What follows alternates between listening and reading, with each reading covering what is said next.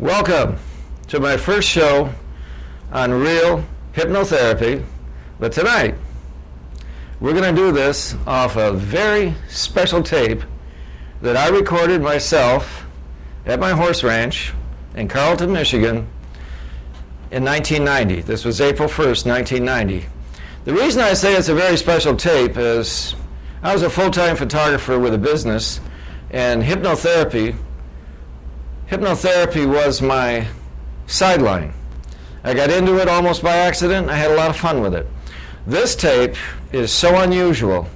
I've never heard of this happening to another hypnotherapist, and I'm sure you're going to enjoy it.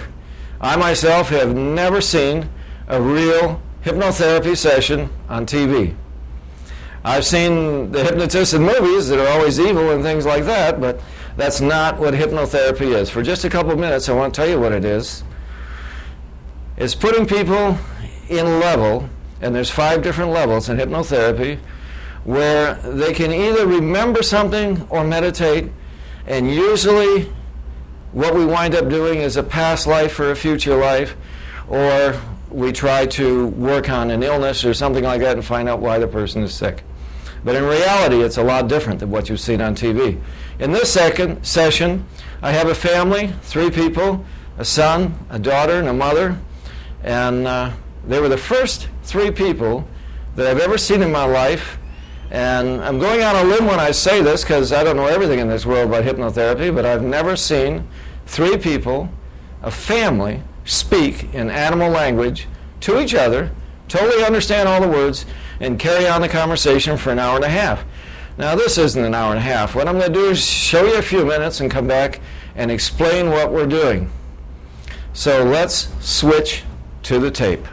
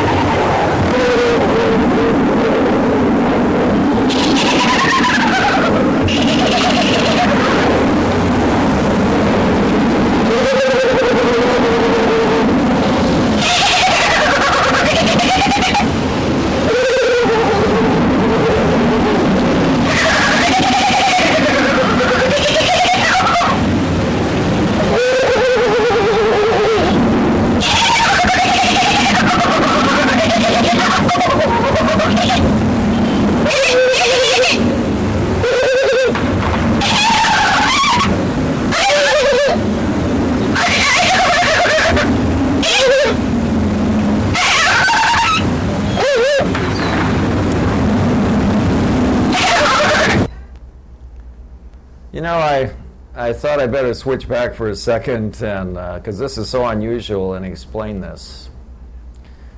In front of you on this tape are 3 people that couldn't afford psychiatric help, which was $160-some an hour a person. And so I volunteered to help. And we have a girl, 14 here, who I didn't want to hypnotize, but the mother begged me to, and we had her permission. And it's unusual to hypnotize a child of 14, but this was a special request because she couldn't sleep. The brother, 18, was flunking high school. He was living for excitement. And how many kids today get into excitement? They have extreme this, extreme that. And it seems like life today is so extreme. What isn't talked about is sin. And he got into it, and you can get pretty deep in that. And drugs are prevalent everywhere today. If you want to look, you can find them in the weirdest places. And they hurt him bad. He dropped to an E minus, E plus in every subject, and so this fella needed help. He did have a nervous breakdown, a minor one. Now, the major nervous breakdown is the mother. You're not seeing the first session here with the mother and the daughter. It's their second session. But it's the first session with the son. And actually, when they're outside in my gazebo, they've been outside for... The mother just walks up. We'd been talking. She'd been inside talking to me. But I had the boy outside for 4 hours. I had to teach him how to study, to get him to concentrate on what he didn't know. And that's what I taught him how to study. I mean, he could read a book and he could tell you some things about it, but it's the gaps, what you don't know the first time you need it, is what I had him circle, and he studied what he didn't know. Next thing you know, he got a lot of A's and B's on his finals. He went from E plus to C plus on his final grade, and that was my goal with him, and I got him off cocaine and drugs. Okay, and whatever else he was doing. The mother hadn't sold a house in real estate in 6 months, so this can cause a lot of people undue emotional anxiety and stress. Stress emotionally, how do you relieve that? Now, I've seen a lot of different ways by psychiatrists where they use pillows and do all kinds of things. People scream, and you know what? Dolphin is a lot of screaming. Yells, clicks, and almost screaming. And so we have 3 people that characteristically are emotionally pent up.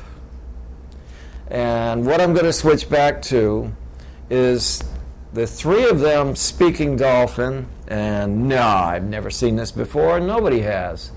This is almost too strange for TV, but nothing is actually too strange for TV today, is it?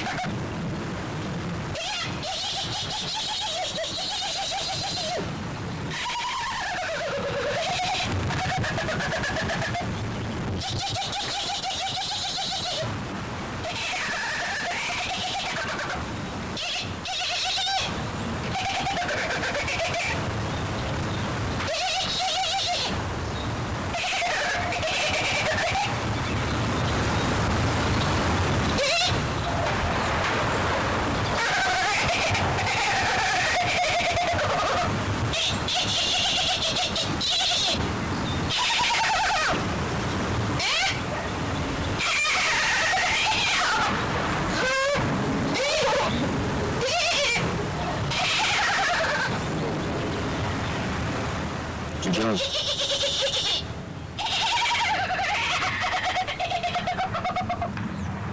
Doing great, Ron. Perfect.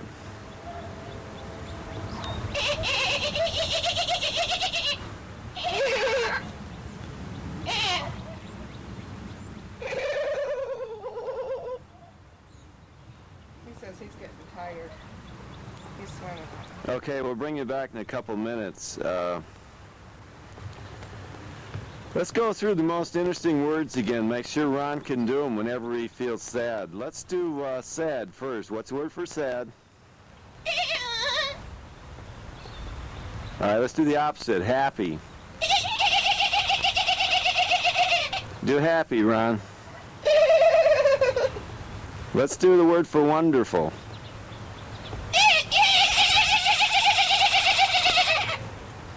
Try that one, Ron. Wonderful.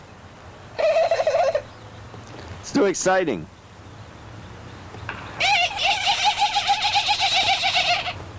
Exciting, Ron.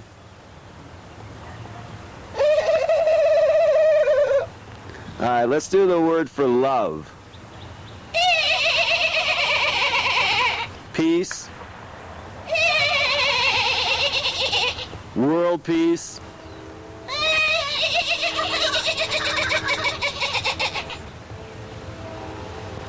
And happiness. Okay, Ron, do world peace and happiness.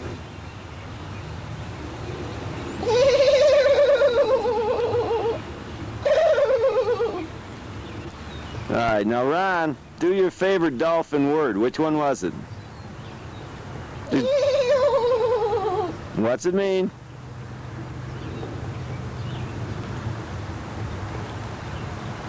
What's it mean? Feel great when you do it, though, don't you? Okay, Charlotte, do your favorite dolphin word. What's it mean? Happy laughter. Angie, your favorite dolphin word, do it. What's it mean? Love. Love. Okay. Ronnie's, by the way, is excited. Okay. Do excitement, Ron.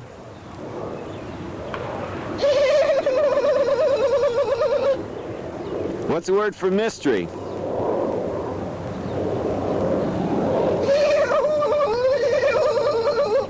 Very good. Very good. Okay. All right. I'm going to bring you back now. Angie, you can come back at will. Charlotte, you can come back at will. And Ron, I'm going to bring you back with a 3 count, okay? 1, muscle tone returning. You want to come back? All right. 2, body temperature normal. All body functions normal. Let me know if your body temperature is normal, is it? Breathing normal. Normal? Yes. All right. 3, back, wide awake, full of excitement. Look right at me. How do you feel? Eyes are tired. Okay, that's fantastic. Well, there we go. That's the most fun I had in quite a while, I'll tell you that. And as far as you looking at it, well, you might never see this again. What did happen to me, though, is I was very curious as to the authenticity of the actual dolphin language. And so for myself, I had to go down to Naples, Florida, where they moved. Right after this session in the next month, they moved to Florida. But the mother first sold 11 houses, gathered up the money, paid off the bills. It was phenomenal. Kids graduated in a few months, I guess it was. The son graduated. The daughter did good in high school, too. She slept that night. So case was closed with one session. But really, we learned too much to ignore a lot of these things that were being said. For instance, the reason I have this background is the daughter said, and this, oh my God, I never heard of this happening to somebody. She looked right at me and she said, imagine a 14-year-old being hypnotized. She said to me, she said, but Onesius, you are the one in Atlantis that always hypnotized me. And I said, what'd you call me? And I wrote the name down. Now, I've never heard that name, Onesius. And that's why on the front of this show it says, Dolphin and Man, a Soul Connection by Onesius, son of Isis, because she said that I was her brother in Atlantis. So there's a lot of side bits of information. And in hypnotherapy, we don't question them at all. We just listen to what they say, and then we wonder later, how much of this is accurate, Okay, when I hypnotized the mother, oh my God, she says, you're the one that hypnotized me in Atlantis, Onesius. I said, how do you spell that name? And so I got the spelling from the mother. So she was the second one to tell me that my name was Onesius. So this show is dedicated to the memory of these people that went beyond anything I've ever seen before. The daughter, her second session, levitated. I've only had 2 14-year-old girls try to levitate, and this girl here levitated. So am I not to believe that she was Atlantean? And that she knew this creature behind me in Atlantis, these Keatings, these bird-headed men that actually existed in her mind? The story gets deeper. It seems like these people are from Arijan. And Isis was from the planet Arijan. The call went out to different planets. And Earth, maybe you can call it a Garden of Eden. They did in the Bible. That's not exactly what it was. Some people I've done remember 3,500 past lives, and they remember that the Earth was seeded from other worlds.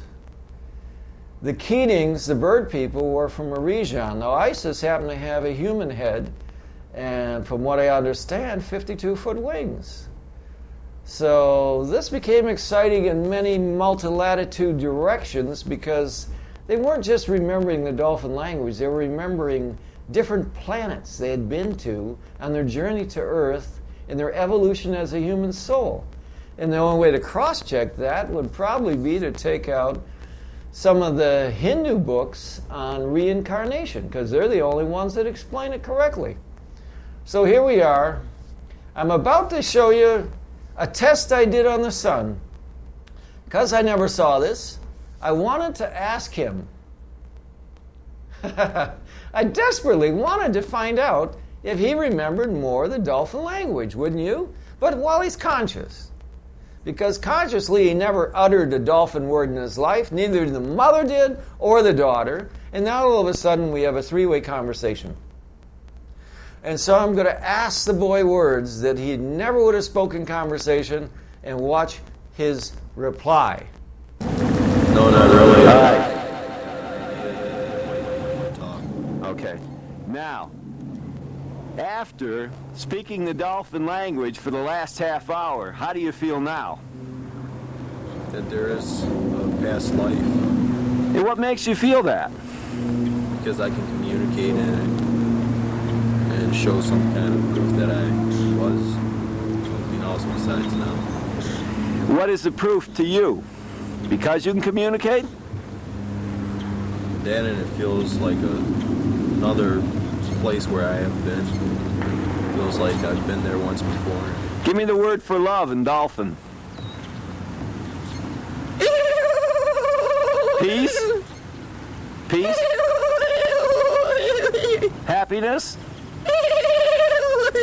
Hate? Fear? Stranger? And what's your favorite word? Ron, look me in the eye. Is there any way you could have done this? We didn't do those words. Is there some of them? Is there any way you could have done this if you didn't know it? No? That's all I wanted to know. What's today's date? Sunday, what? Sunday, April 1st, 1990. Well, I guess the joke's on us, isn't it?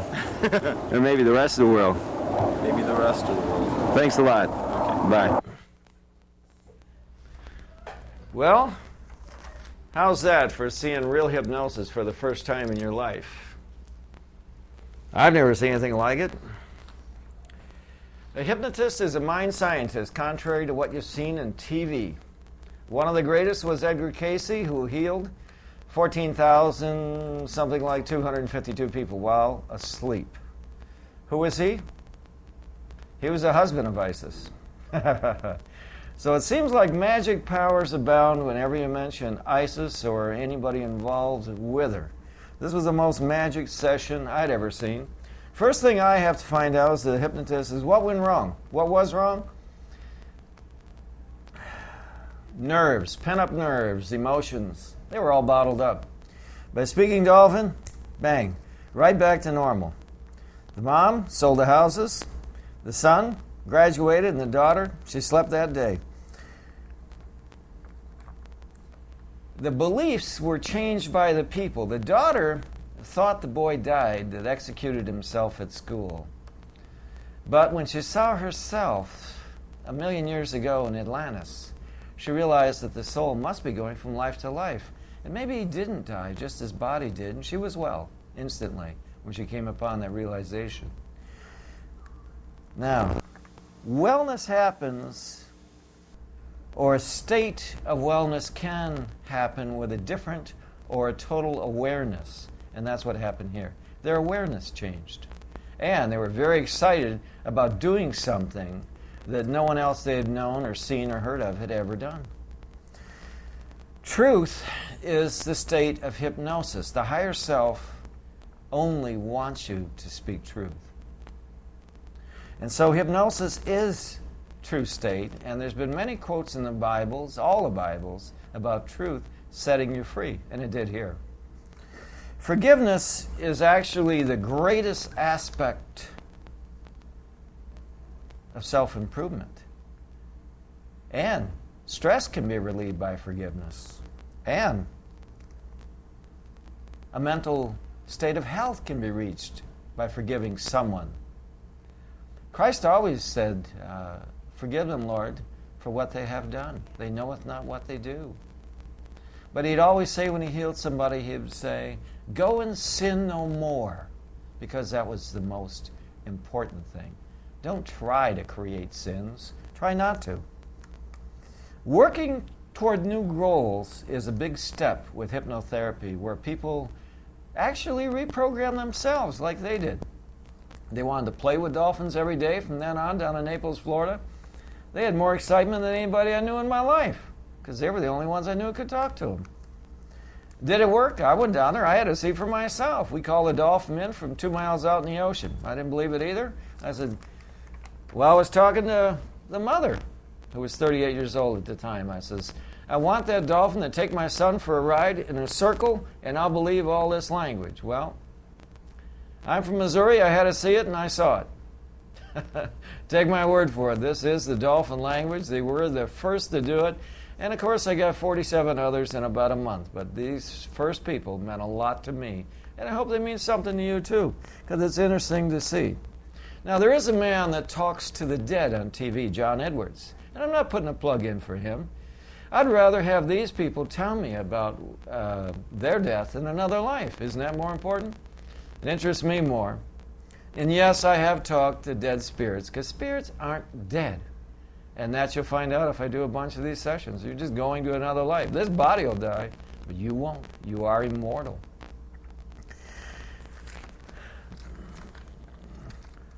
So based on ultimate thoughts, and that's what hypnotherapy should be based on, what's the ultimate you can be?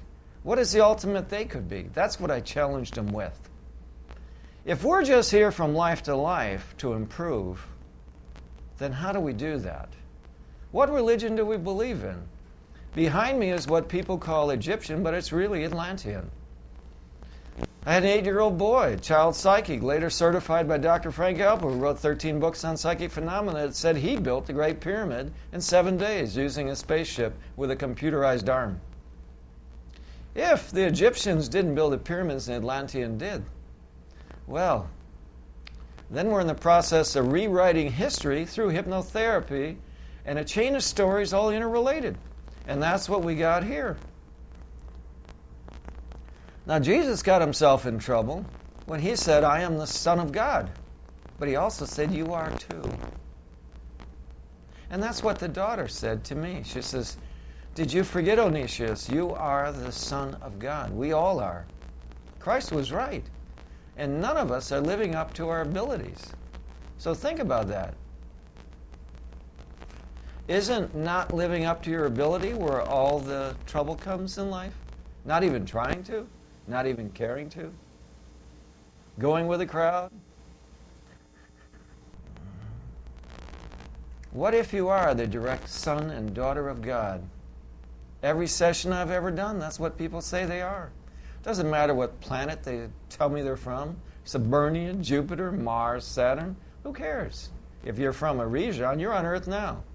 And they all say the same thing. Earth is the testing ground of the human soul. If you believe, you will fail on Earth. If you really believe that, you've already failed. There's no way you can succeed. But if you believe you'll succeed, you've already half succeeded. Belief and faith are the two things you need to be well on this earth. Well, mentally. Physically is another story. We'll get into that in another issue. So what are you doing wrong? When you meditate, what does your higher self tell you you are doing wrong? You don't need someone else to tell you what you are doing wrong. Your higher self knows all. If you are a great piece of God, if you are going to one of what the Hindus call 340 million, maybe billion heavens, and if you don't get what you want, just what you deserve, then what are you doing? In what direction are you going? Who really is God? I don't believe he's tired, and I don't believe he's old. I think the Hindus have it right. He's an eternal young, black-haired, superpower, 1,000,000 times as strong mentally and physically as us. I think Shakespeare said, Earth is just a testing ground of the human soul. Life is but a play. Exactly how small are God's words to you? Exactly how large are they? That determines how large or small you are. What is there besides God? This life goes fast. Yesterday it seems like I was 30. Today, what am I today? I'll be 61 this year. And I did that show, it seems like yesterday, 13 years ago. So here we go. How can you, the real question is, how can you, a son or daughter of God, help this world before you go and be something worthy of what He created with His own hand to be representing Him on earth? That's all that's important, isn't it? Money? That doesn't matter to God. If He's got millions and billions of planets, all that matters is perfection of your soul. Those things you see on the Egyptian tombs, those lives they're showing, those are their past lives. They knew them all. I leave you with this. How good can you be? How good can you be on your own? Isn't that all that matters? You are. In my opinion, after seeing 250,000 past lives, you really are the son and daughter of God. God bless you. Good luck. I can't wait to do my next show. I hope you enjoyed this. And I'm going to end with Adonai Vasu Viragus. Amen.